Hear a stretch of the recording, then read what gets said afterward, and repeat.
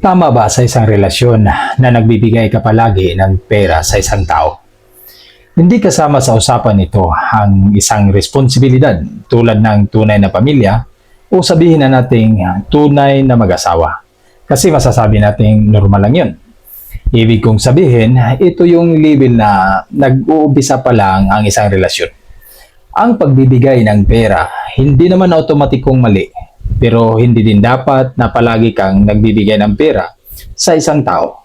Lalo na kung ikaw lang ang laging sumasalo sa lahat ng mga pangangailangan nito. Kung ikaw ay isang lalaki o babae, byuda ka man o byudo, para sa iyo ang video na ito. Samahan mo akong alamin ang mga bagay na dapat mong pag-isipan bago mo gawin ito. Mag-like ka na lang kung sakaling magustuhan mo ang mga sasabihin ko. At kung hindi, mag-comment ka para malaman ko ang opinion mo. Narito ang ilang bagay na dapat mong pag-isipan. Una, tulong ba ito o umaasa na siya sa'yo? Kung paminsan-minsan lang at may totoong pangangailangan, normal lang ang magtutulungan sa isang relasyon. Halimbawa dito, may mga emergency at alam mo naman na wala talaga siyang mapagkunan ng panggastos nito. Maaari kang tumulong pero hindi pwedeng akuin mo ang lahat dahil may mga pamilya pa naman ang taong ito. Depende na lang kung sobra-sobra ang income mo at bukal sa loob ang pagtulong mo. Pangalawa, may pagsisikap ba siya? Dapat gumawa din siya ng paraan para sa sarili niyang pangangailangan. Baka naman lahat na lang ng gusto niyang bilhin, ikaw na lang ang umaako nito. Pangatlo, ikaw ba ay napilitang magbigay? Kung nakakaramdam ng guilt, takot at pangamba kapag hindi ka nagbibigay, hindi na ito magandang sinyalis. Halimbawa, natatakot kang hindi magbigay dahil napapansin mo sa kanya na sa tuwing hindi mo binibigay, ang gusto niya ay parabang nanlalamig ito.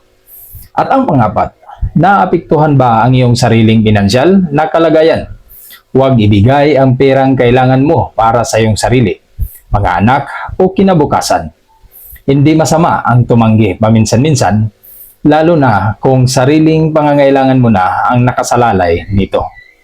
Ang panglima, may respeto ba siya sa iyo kahit hindi ka nagbibigay ng pera? Kasi para sa akin, ang tunay na pagmamahal ay hindi nakabatay sa pera. Halimbawa, kung hindi ka nagbibigay ng pera, hindi ba siya nagbabago sa iyo? Nagagalit o hindi nagpaparamdam? At ang panganim, may balanse ba ang inyong relasyon? May pagkakataon bang nag-offer siya ng tulong sa iyo? Kahit hindi sa pera.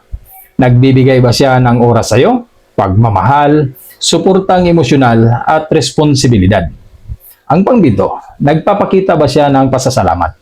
Mahalagang marunong siyang magpahalaga sa iyong sakripisyo. Pangwalo, may malinaw ba siyang plano para sa kinabukasan niyo? Kung wala, hindi magandang sinyalis ito. Hindi dapat habang buhay na umasa siya sa iyo. Pangsiyam, ginagamit ba niya ang pagmamahal para makahingi ng pera? Mag-ingat ka kung madalas niya itong gamitin, ang awa o pag-ibig para makakuha ng tulong pinansyal. Itong pangsiyam, napakarami ang nagkakamali dito. Dahil minsan, akala natin, mahal din tayo ng isang tao.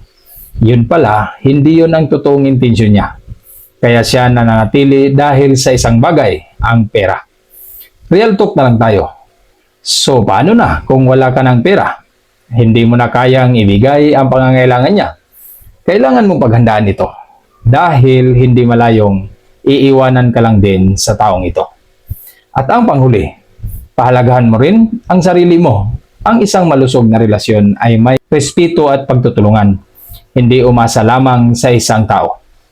Mahalagang tandaan, kung nasa bagong relasyon ka, mas mahalagang magtakda ng hangganan sa usaping pera. Magmahal ng may pag-iingat at huwag hayaang pera lamang ang maging pundasyon ng inyong relasyon.